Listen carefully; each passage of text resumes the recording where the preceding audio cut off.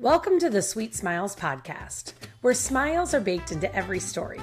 I'm Chelsea Boog, Marketing Director with Icing Smiles, and in this podcast, we share the heartfelt stories of the families, volunteer bakers, donors, and community members who make our mission possible. Every dream cake has a story behind it, and today we're sharing one of those stories. Today I'm joined by Sugar Angel Coral from California. Coral's delivered 33 cakes for children and families facing critical illness. And today we're going to learn more about the person behind those cakes. Coral, thanks so much for being here. Thank you. I'm super excited. So before we talk about Icing Smiles, I'd love for our listeners to get to know you a little bit better. How did you get into cake decorating? So it was in 2015. I had just moved to Las Vegas, and I've always kind of baked for family, birthdays, things like that, just small stuff. But then my mom was like, you need to do more. So I just started doing it, and somehow it just became what it is now. It's something that I really fell in love with. And I lived in Vegas for a really long time, and that is actually where I did most of my Icing Smiles cakes. But then I just moved to California, and the amount of people that I've met through making cakes is crazy. I've made wedding cakes for people from Australia and London and all over the world. And so it's actually it's just become my life now. So How cool. yeah. So is baking your career, your hobby, or both? A little bit of both. When I lived in Vegas, that's all I did was I focused on my cakes.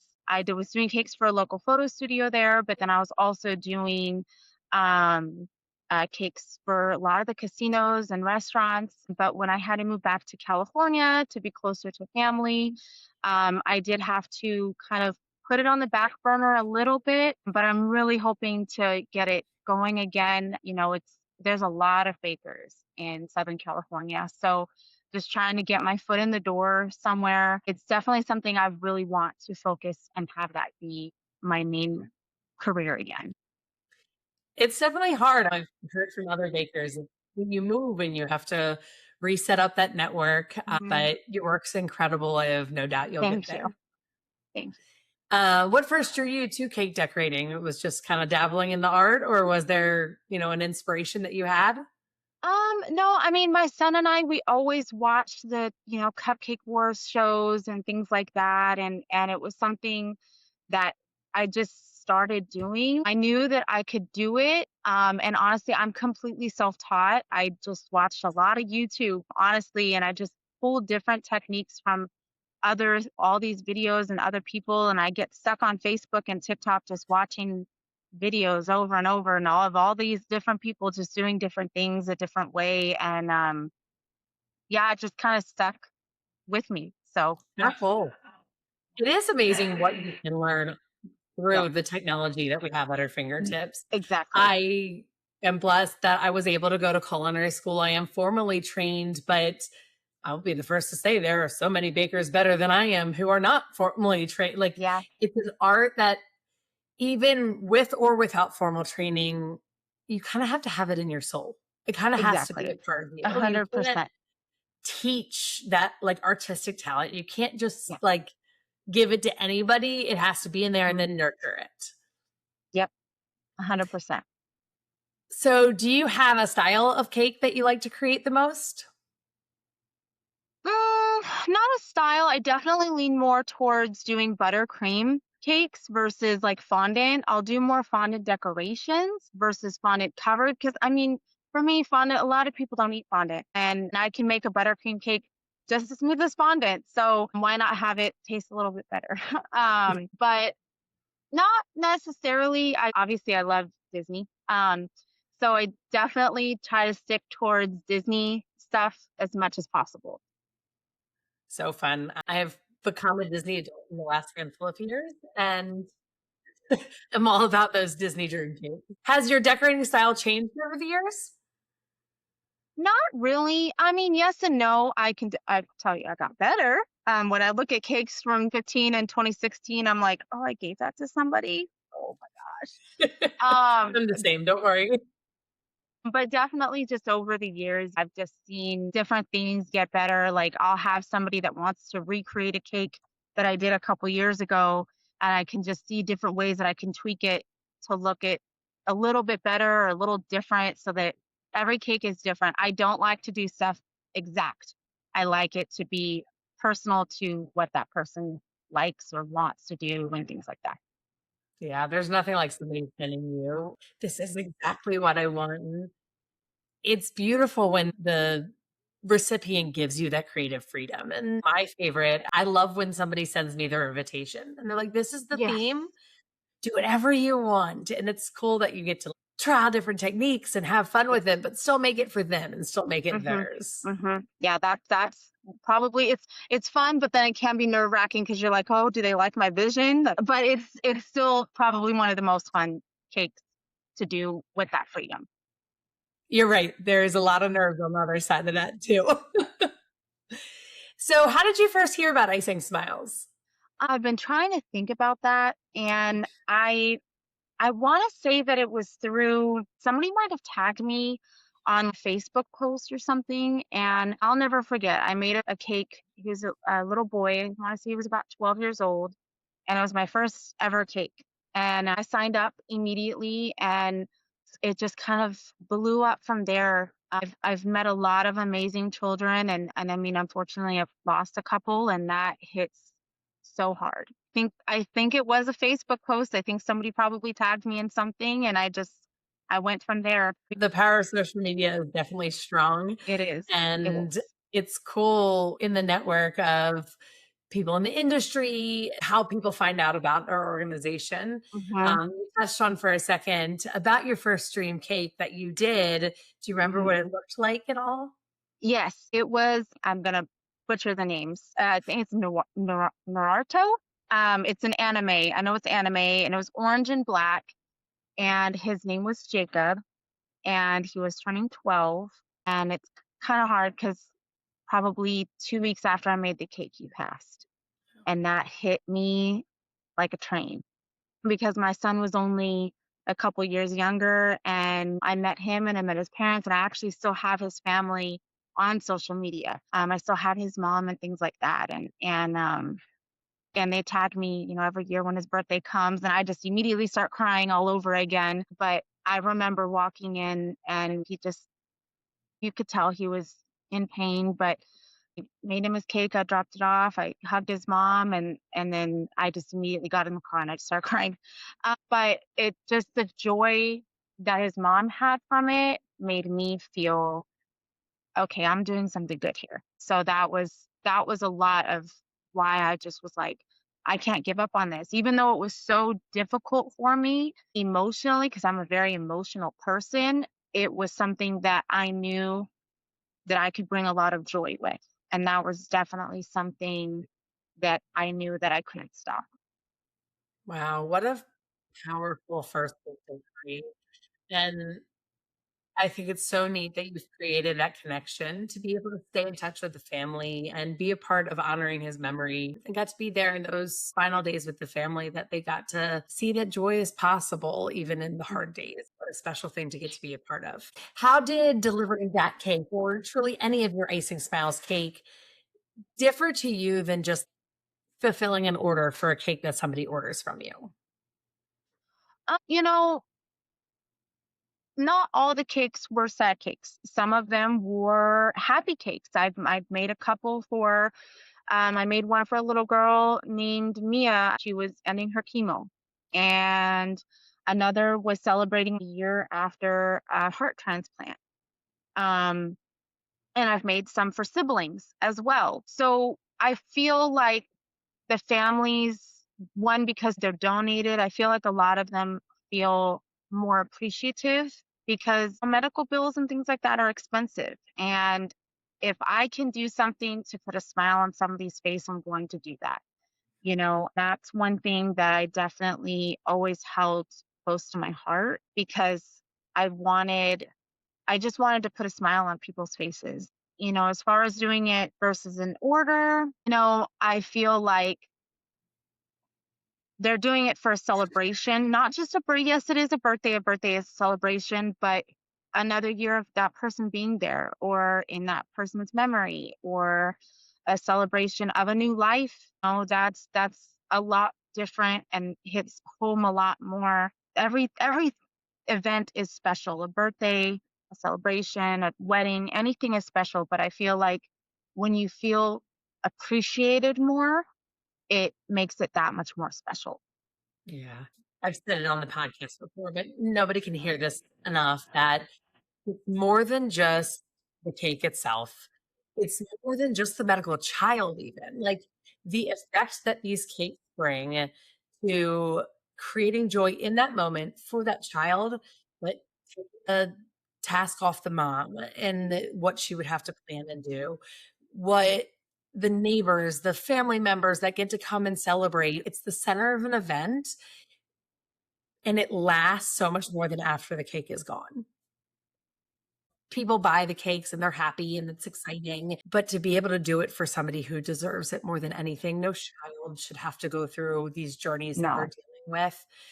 If we're able to create these moments of normalcy, these moments of happy during some of the hardest times in their life, what a joy as a sugar angel to get to be able to do. Yeah.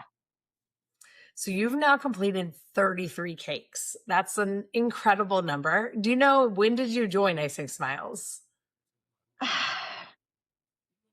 I want to say it was somewhere around 2017. And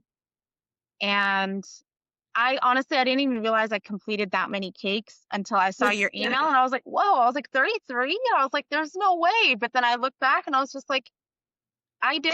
I did a lot. I did a lot. And I wouldn't change it for the world at all. I think it was about 2017, if I'm not mistaken. And That's great. and from there, I've just most of my cakes were in Vegas. And I didn't realize the amount of need that there was in Vegas. When you think of Las Vegas, you think it's small and things like that. Now, there was a lot of families out there. There's a lot of people out there. And I've only gotten a handful since I've been back in California, but that's okay. It's crazy to think about how many people in Vegas. Yeah. Vegas is definitely one of the areas that we need Sugar Angels the most. So especially on this podcast, saying it out to the public now, if you're in Vegas, you're a baker, you don't have to be formally trained. You can be Yeah. self-taught. And we are always, and no matter where you are listening from, we always need more Sugar Angels. We have a really incredible network around the country. And that's how we make this program possible, is by bakers signing up. As Icing Smiles, we don't have a kitchen. We are the facilitators of volunteers with the families. So it's somebody local to you, somebody nearby you that's baking your cake. And then it allows those personal touches, those personal relationships to form, which is a beautiful thing. Yes. So what motivates you to continue volunteering and keeps you saying yes? Honestly, the smiles and just seeing people happy. I mean, that's really, that right there just does it for me, just because there's so many people that are so deserving of cakes, that and especially these children, they go through so much stuff, and that nobody should go through, let alone a child. I remember one cake I made for a little boy. He was celebrating a year. I think it was a liver or a heart transplant, and he was only a year old. Like, the it was just the craziness of that, and I had two children that had the same type of brain cancer, and they both passed a couple months after me giving them their cakes. And I just was like, it was just mind boggling. It just didn't realize how many children suffer, and for no reason. And if I can do my part of making them happy or making their parents happy, anything, I'm going to do that. And no, I will never stop that either. My niece is special needs, and that is another reason why I keep going. Beautiful impact that you are making through each of these cakes that you've done, and lucky for us, will continue to do. Has being an Icing Smile Sugar Angel changed you in any way? Definitely. It's made me look at the world differently for sure. It's made me be more appreciative of the life that I do have, even though it may not be easy and I've gone through a lot. There's people that go through more than I have, and people who have their whole lives ahead of them and their lives get cut short. And it's just not fair, but it's definitely made me appreciate what I have and at least want to show that talent that I have to people. Yeah, it's humbling meeting the families and understanding what they go through. And it creates smiles, not just for the family, but also for us as the Sugar Angel, us as being a part of the organization. Not every person or not every cake delivery do you get to meet the family or the child. Sometimes it is just a handoff, but you still know that that impact was there. Those smiles were made. Yes. So you've been so lucky to meet a lot of these families, to create these connections, have kids that you're never going to forget. Do you have any cake that challenged you in any way? Challenging. Trying to think. I don't have one that I say challenged me because for the most part, they've dream cakes, which I like the tier cakes and things like that. Uh, Sometimes when it's like the fun cake, I'm like, it's a fun cake, but I'm still gonna make it a tiered cake, and Me I'm too. still going to, I'm still gonna just make it because why not? I don't think I've had a cake that actually has challenged me. I know that when it comes to us, we do typically have the decorative freedom of the cakes. I can say the one cake that may have challenged me a little bit. It was actually through Jacob's mom. It was a little girl who had the same brain cancer that he had. Her name was Antoinette, and I made her cake and I made her sister a cake. And they were both tier cakes because they were doing a joint birthday. And it was covered by all the news anchors and in Las Vegas and things like that. And they pulled up and they had a limo for both of them, and everybody came out. Anna and Elsa and Aladdin and all these companies and people just really supported and donated all these different things for them. I can say the only reason that one challenged me would be just because it was two cakes at once. And they were both big cakes. They were two-tier cakes for both of them. And so I was trying to make them look similar, but there were two different characters on them. So I was trying to make them unique to themselves too. And then I also wanted to make Antoinette's cake a little bigger and better just because she was the one that was typically technically receiving the cake. I just wanted to make an extra one for the sister. I think that might have been the only one that challenged me a little bit, but other than that, not really. Well, that's great that you haven't been too challenged, but cool too how you're able to work with the different orders. I had two sibling cakes actually this past weekend through Icing Smiles, and it's neat. You get to meet both of the kids and get to celebrate. But I too, one was a dream cake, one was a fun cake. And I was trying to balance fulfilling each of those requests, making them their own, but not compete with each other at the same time. So I think people often see a finished cake on social media, but they don't always understand the time, the talent, the love that goes into a cake behind the scenes. What is your usual process for baking a cake? So I'll usually bake the night before, let it cool, get it in the fridge, and then that day, I'll bake like that morning and like that night, once it's cooled and everything, I'll ice it, put the filling all together, flat ice it, things like that. And then if it's a tiered cake, I'll definitely do the second coat of the icing. And then that morning, I'll go ahead and stack it and place all the decorative items on there, like fondant pieces or a cake topper or whatever it might be.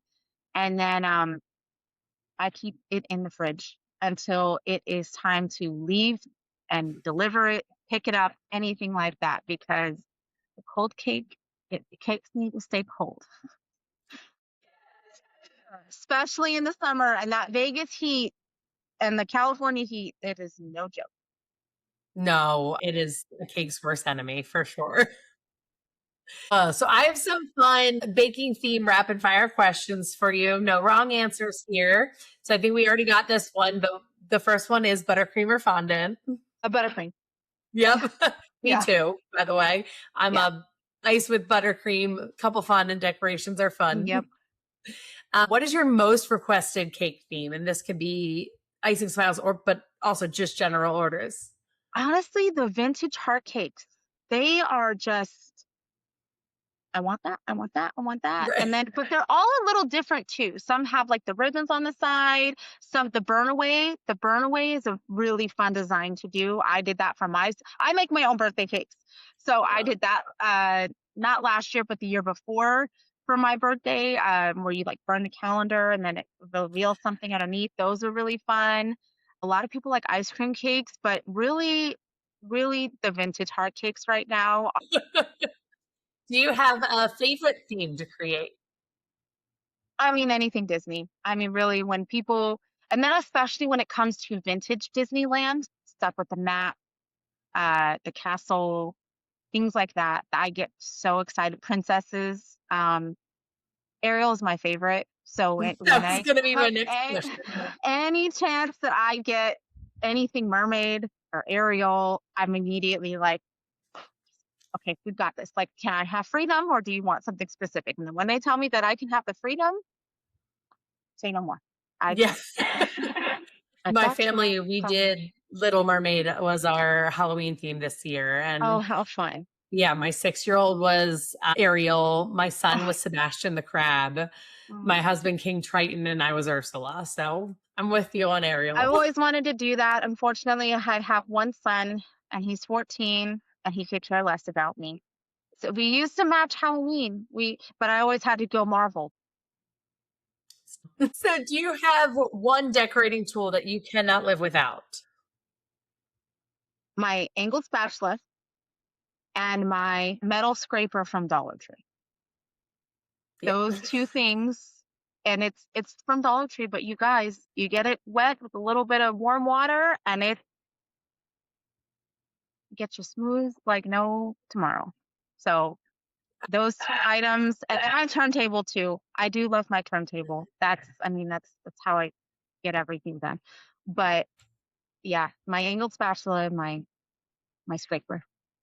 Those are good ones. I would agree. Is there a cake flavor that you think deserves more attention? I'm going to say banana. Banana cake with cream cheese filling is amazing. It's so good. But my most popular that I make is probably Oreo filling and probably vanilla with fresh strawberries. Those are like the most popular.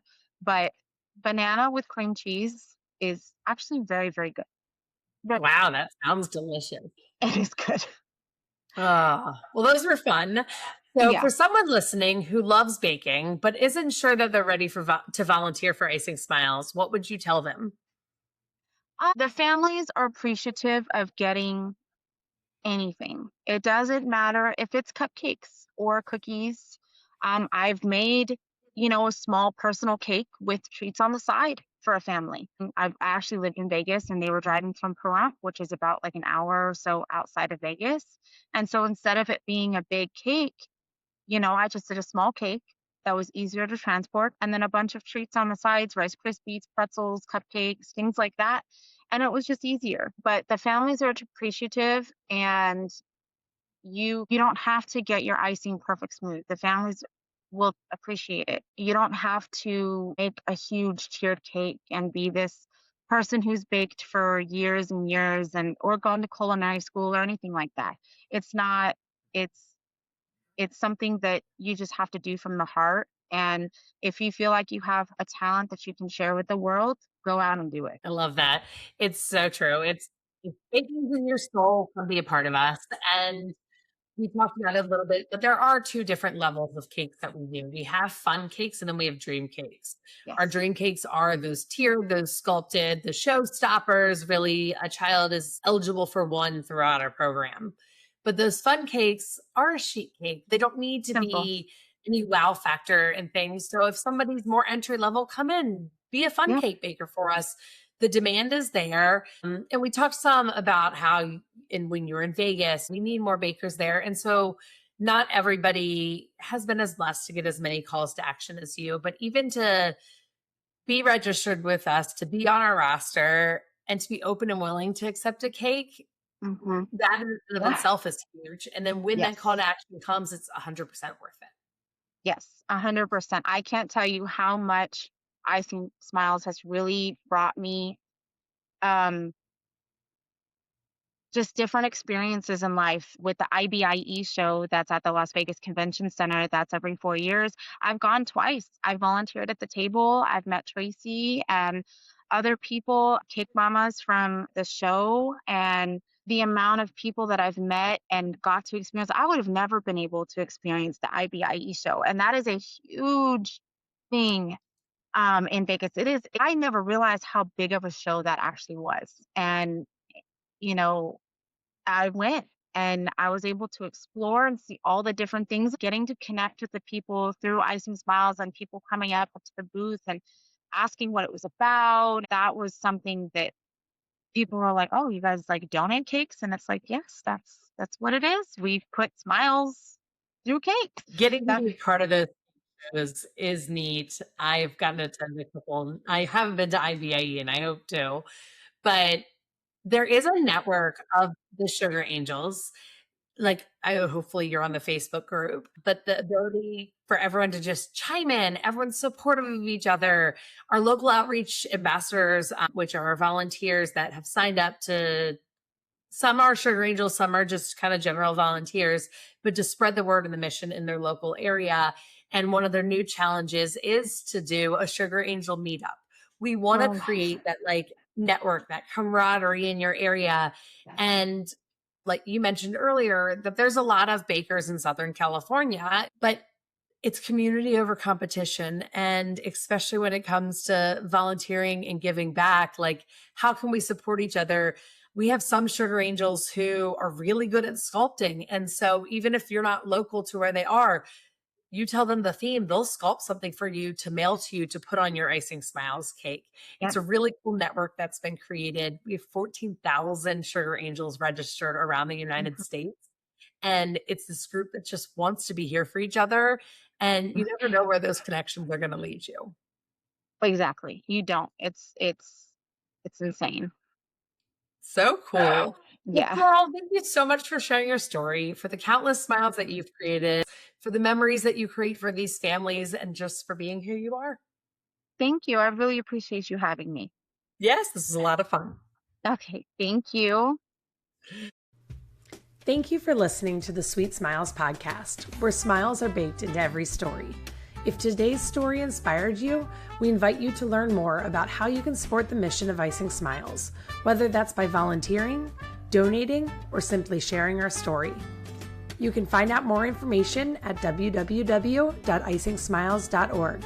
Until next time, keep spreading kindness and helping us bake more smiles.